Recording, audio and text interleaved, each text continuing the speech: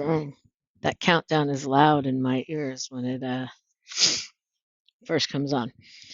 So today we are talking about simplifying expressions. So, ooh, that's kind of a skinny pen.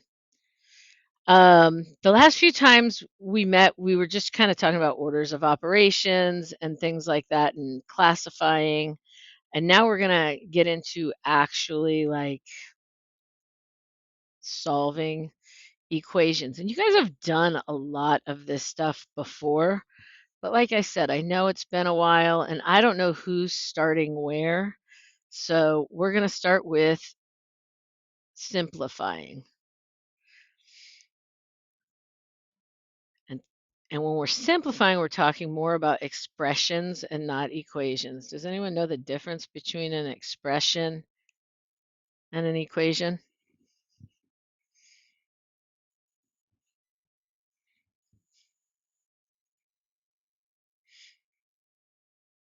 It's fairly a simple difference. And one is an equation means that it's going to be set equal to something, right? So if it's not set equal to something, it's just an expression. If it doesn't have an equal sign, right, it's just an expression. By definition, equation has to be equal to something. Does that make sense? Okay. So when we're simplifying expressions, there's really only two steps. If you can, use distribution. If there's something to distribute, distribute it. Distribution. Distribution. It's probably spelled right. After that, you're just going to combine like terms. Now think about what like terms are, right? Like terms like 1, 7, 842, those are all like terms, right? They're just numbers, right? X and 3x are like terms. 412x is a like term, right? But they're not like 1, 7, and 842, right? Because 1, 7, and 842 don't have that x being multiplied to it. X squared is not a like term to x, right? It would have to be another x squared term, right? So 3x squared would be a like term to x squared. Does that make some sense? I'm going to pretend you all nodded. I did see one nod, so I'm going to pretend everybody did that. On another point, like if I have 2xy, that's not going to be a like term to 2x. It would have to have another y, right? It would have to have the y. But it would be a like term to 4xy, right? 2x squared y isn't like 4xy, right? It would have to be a square here for them to be this, for them to be able to be combined.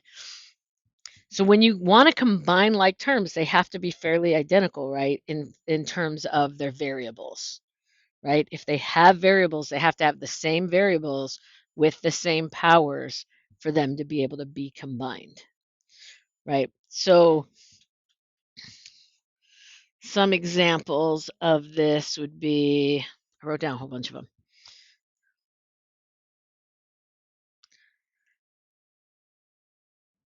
If I have 16x minus 11 minus 7x plus 10, and I asked you to simplify this, there's nothing to distribute. There's no parentheses, so we don't have to distribute anything on this problem, right? Because I said the first step would be to use distribution, but only if there's something to be distributed. And if there's no parentheses in there, you know you're not going to have to distribute anything, right? So the next part is just to combine all our like terms. So if I have 16x minus 11 minus 7x plus 10, my x terms can be combined, right? I have 16x minus 7x. Well, that's going to give me 9x. And then I have negative 11 plus 10. Well, that's just going to give me negative 1. And so that's all we have to do in terms of simplifying, right? We're going to make it as small as we possibly can. Now we have an equation technically, right? But they're the same, like they're the exact same thing. They are equal, but that's what equals means, right? It means that they have the same value. But I would way rather solve 9x minus 1 than I would 16x minus 11 minus 7x plus 10, right? I would rather say 9x minus 1 than 16x minus 11 minus 7x plus 10. Let's look at one that has some distribution to it, right? If I have, look how skinny this is. Is this showing up very well on your screen? Should I make it thicker? Yeah.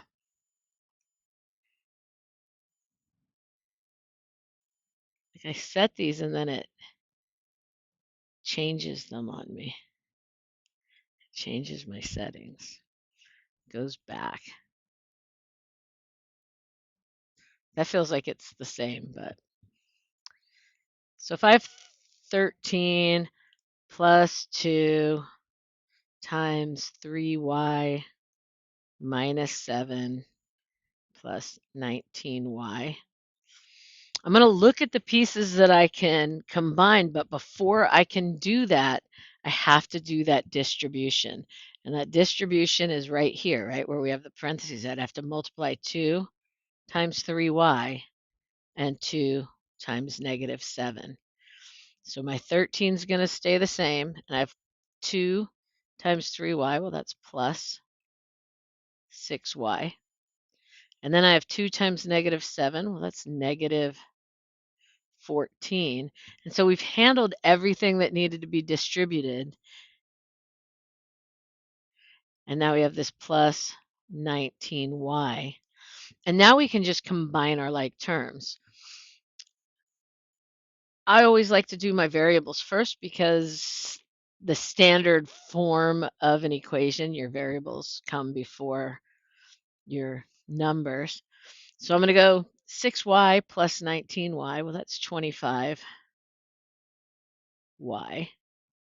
13 minus 14, well, that's just negative 1. And this would be our simplified version of all of that craziness. Make some sense? All right. Your life's always going to be easier when you're solving equations if you know how to simplify expressions first. Because sometimes when you get equations, you're going to get this like crazy thing on one side, and you're going to have to simplify it down before you start to solve for the variable. So what does that look like? Well, I'm going to show you. I'm not going to let you down. I'm not going to make you guess. Move this up to 5. Let's see if that helps. When we're solving equations, when we're moving out of the simplifying, well, we're not really moving out of it. I mean, we're expanding on it, right? Into solving equations,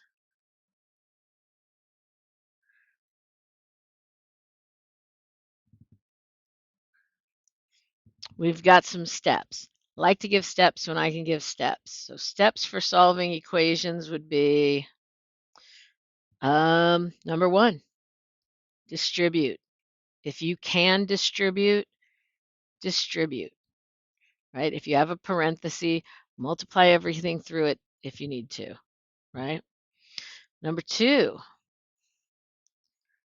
simplify.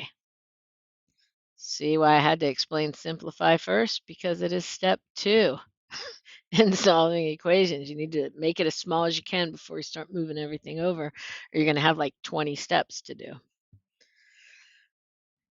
Number 3, Move your variables to one side and everything else to the other.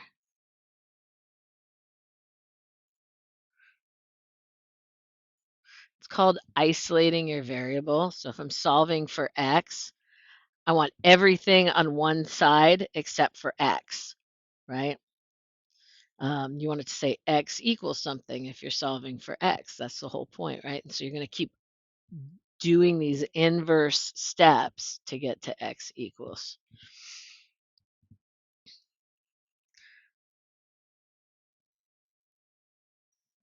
Call it isolate.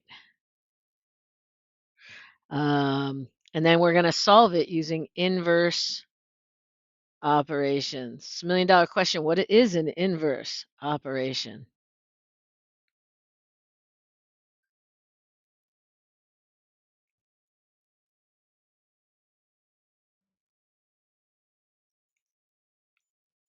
And we want to take a stab at what an inverse operation is.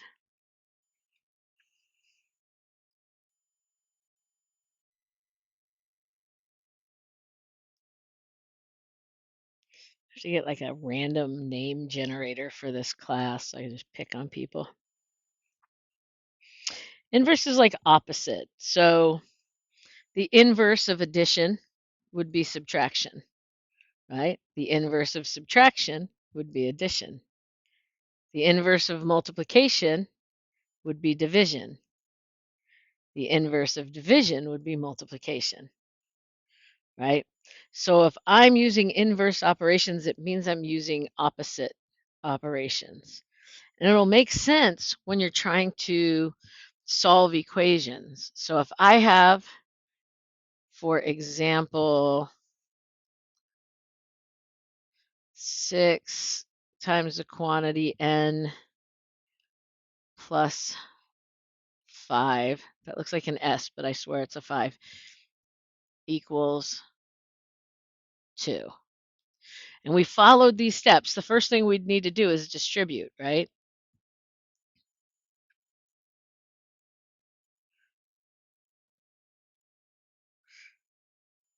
So we're gonna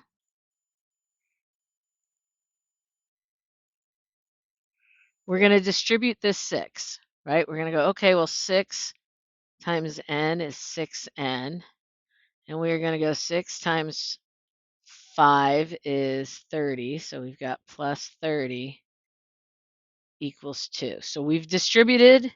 There's nothing to simplify. I don't have on the one side of the equal sign, I can't combine either of these two things.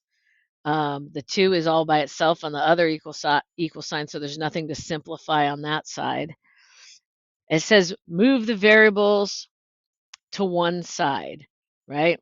Well, we've got all our variables are on one side. The only variable we have is n, right? So it's already on one side. So now we're going to start isolating that variable by using inverse operations until the only thing we have on the side of the equal sign is the n all by itself, right? So we're just going to do opposite things to it. So the first thing that I have happening to this n, I've got a 6 being multiplied by it, to it, right? And I have a 30 being added to it.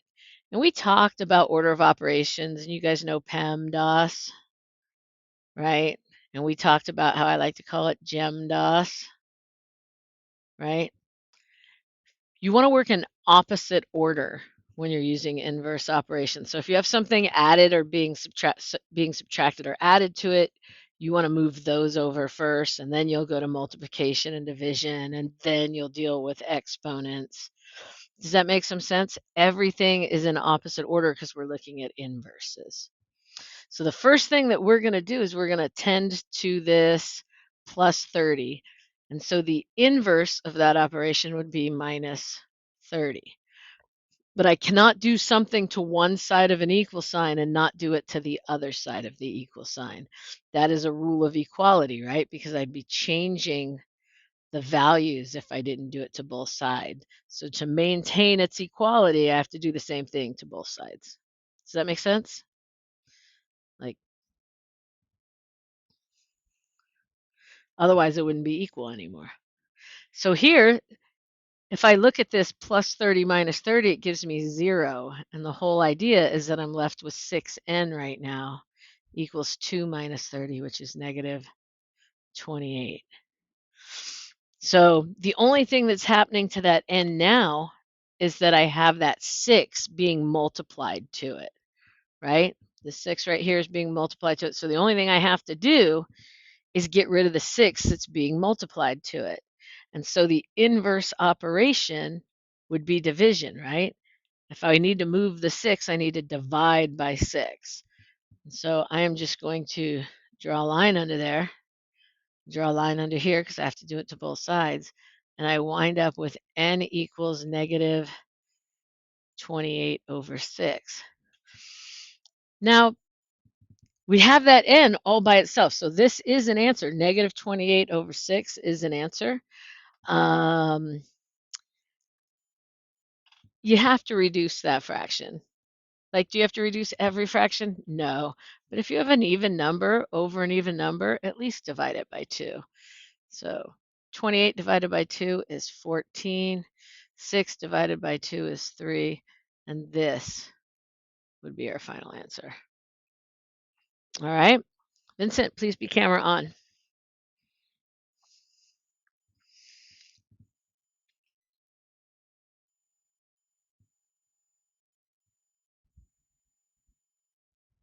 All right.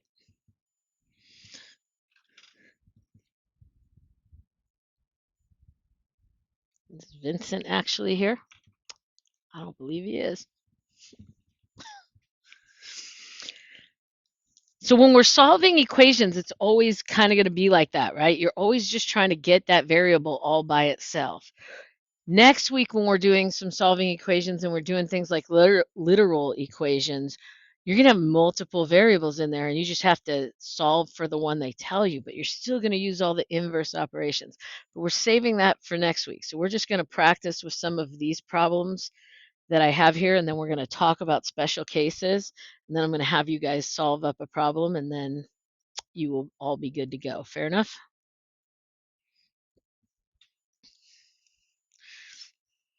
I get to assume everything is like good and fair enough because nobody answers me.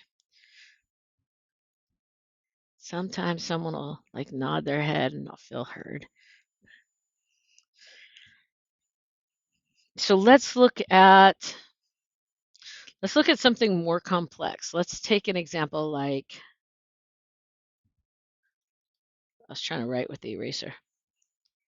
Wasn't effective.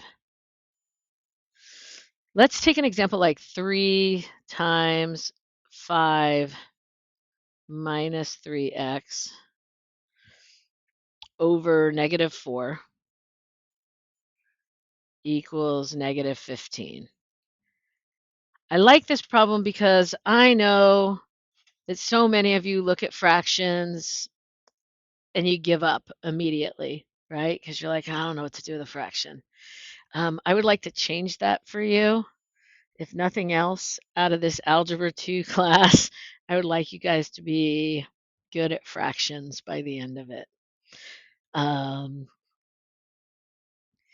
When you have a fraction like this, there's only one thing with a denominator, right? The denominator is the bottom part of the fraction. We only have one thing. And if you think about a fraction, this is like saying 3 times the quantity 5 minus 3x divided by negative 4. What is the opposite of division?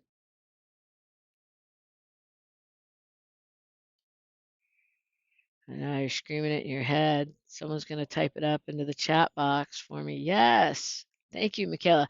Multiplication. So if we're dividing by negative 4 and we want to clear out that division, all we have to do is multiply both sides by negative 4. So if I multiply this by negative 4 and I multiply this by negative 4, they cancel here. And I'm left with 3 times 5 minus 3x equals negative 15 times negative 4 is going to be positive 60. And already this problem's starting to look a little easier to solve, right? So now we're going to go back and we're going to do our distribution. And if you remember, distribution is where we go 3 times 5 is 15. And then we go 3 times negative 3x is minus 9x equals 60. And then we can start doing our inverse operations again. Now, if you look at this, we've got two things that are happening.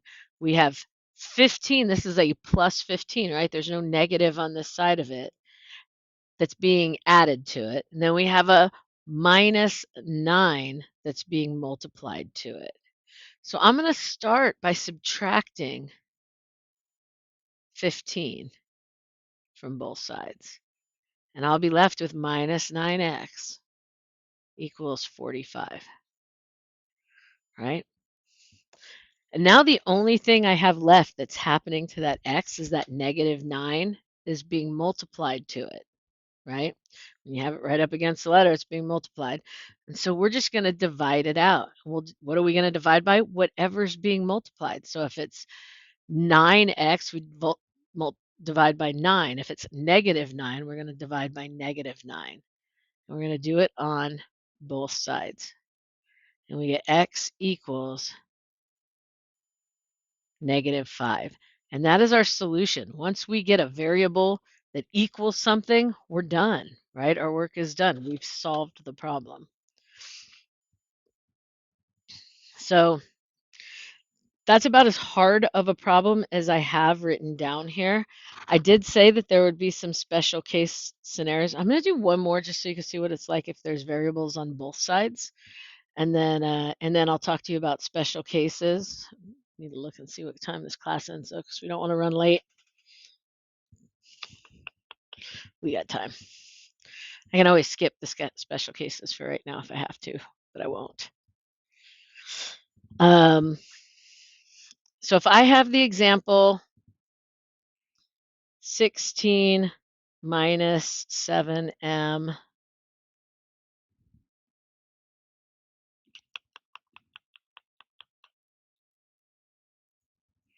I think I made this your guys' problem to do on the whiteboard today. I kind of did. So I'm not going to solve it. I'm going to get you started on it, and then I'll save it for you guys. Equals 8 times 1 minus m. I'm not going to solve this one because I'm going to have you guys solve it in a little bit. But what I want to talk to you about before I have you do that is if I have a negative in front of a parentheses like this, that's like multiplying times negative 1. It's like you have negative 1 there. And it would be, so instead of, when you went to multiply to distribute, you'd go negative 1 times 7m, right? So we'll get you started on it. 16. Negative 1 times 7m is just negative 7m, right? If I have negative 1 times negative 3, we just have positive 3. Make sense? On this side, same thing. We got 8 times 1. Well, that's just 8. And here I have 8 times negative m. Well, that's negative 8m. So if I have a problem like this, I'd simplify both sides first, right? Because I have some like terms to combine here, right? And then I'm going to move my variables to one side, right? So that I have all of my variables on the same side. Look, I'm like going ahead. I said I wasn't going to solve it. I was going to save it for you guys. So if you pay attention, you'll have the solution to this one. So I'm going to start that by adding 8m to both sides, right? And that's going to give me, well, 16 plus 3 is 19, plus minus 7 plus 8 is 1. So I'm just going to be left with plus m equals 8. And then you guys can solve that, right? What's the only thing I have left to do on that to solve for m? We only have one thing going on, right?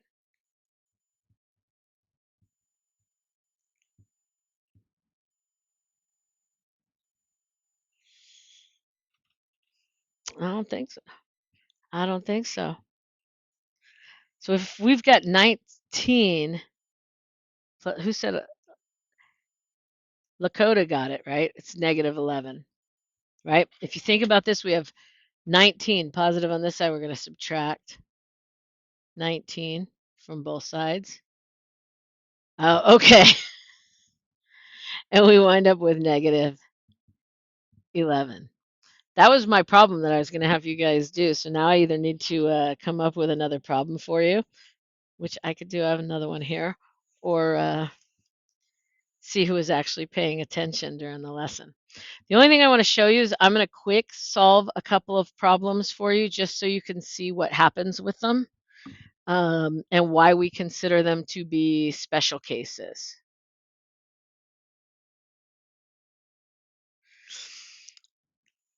So if I have a problem like 40 minus 8x equals negative 8 times x minus 5, and I go to solve it, right? Can't do anything here yet, but I know I can distribute this. So I'm going to start over. I'm going to go 40 minus 8x, because that's the same, equals negative 8x. Negative 8 times negative 5 is plus 40. And I want to move my variables to one side, right? So I'm going to just add 8x to this side, right? So I can move it over. But what happens is I wind up with 40 equals 40, right? Because minus 8x plus 8x is 0. And then minus 8x plus 8x is 0. And I'm left with just 40 equals 40. But that's a true statement, right? 40 does equal 40, right? So if something like that happens and they are equal to each other, the solution to this problem is all real numbers. All real numbers. And if you don't want to write that out, this means the same thing. It means the set of all real numbers. But if you can't remember that, just write all real numbers. And it means that anything that I plug in for x is going to be true. No matter what I plug in for x, it's always going to give back a true statement. It's always going to give me back a number that's actually equal to a number. If I have a problem like, and this, by the way, is just an R with an extra line down the side. It just means the set of all real numbers. It's how we write sets. If I have a problem like 1 plus 3c equals 5 times 1 minus c plus 8c. We're going to look at this. I can't do anything to combine over here, so I'm just going to rewrite this part. And I'm going to distribute 5 times 1 is 5. 5 times negative c is negative 5c plus 8c. And I'm going to combine 8c minus 5c. Well, that's 3c, right? So I have 5 plus 3c. And here I have 1 plus 3c. So I want to get all my variables over to the other side. So I'm going to subtract 3c from both sides. And here I'm going to be left with 1. Well, these cancel. Equals, these cancel. 5. So here I have 1 equals 5. Is that ever true? Is 1 ever equal to 5? No. Come on. Is it? Like, is that ever a true statement? If you come up with a problem like this and it's not true, you have no solutions. Okay? That's pretty much the crux of what we are working on. You shouldn't come up with anything different than that. You might have to solve a proportion. Do you guys know how to solve a proportion? It's still doing opposite, but you guys might remember cross multiplying. You guys kind of remember that? If you wind up with a fraction equal to a fraction, We call those proportions, right? So say I have 5 over 3 equals 2 over x plus 4. Do you guys remember how to solve something like that?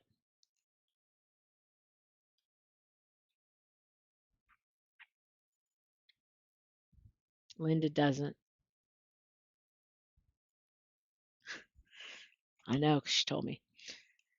Cross multiply. You guys might remember that. So I would take this 3 times 2, right? And I would set it equal to 5 times x plus 4. And then we could just solve it. We'd have 6 equals 5x plus 20. And then we could go ahead and just solve the equation like we would, right? I can subtract 20 from both sides. And I would have negative 14 equals 5x. And then I could divide out the 5 from both sides. And I'd wind up with x equals negative 14 fifths. All right. So don't let it be too complicated when you're doing proportions. When you see a fraction equal to a fraction, it's really easy to eliminate the fractions just by cross multiplying. That's it. I don't even think I have time to do the whiteboard thing. So everybody at least say goodbye in the chat box before you leave so I can make sure you guys were here the entire time. And have a good weekend. There is a Delta Math assignment. It is already posted. Shouldn't take you too long, but good luck and let me know if you need any help with it, okay?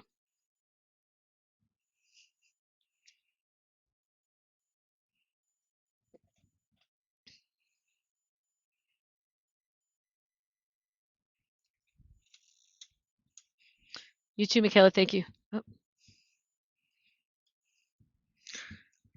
Angelina, are you there?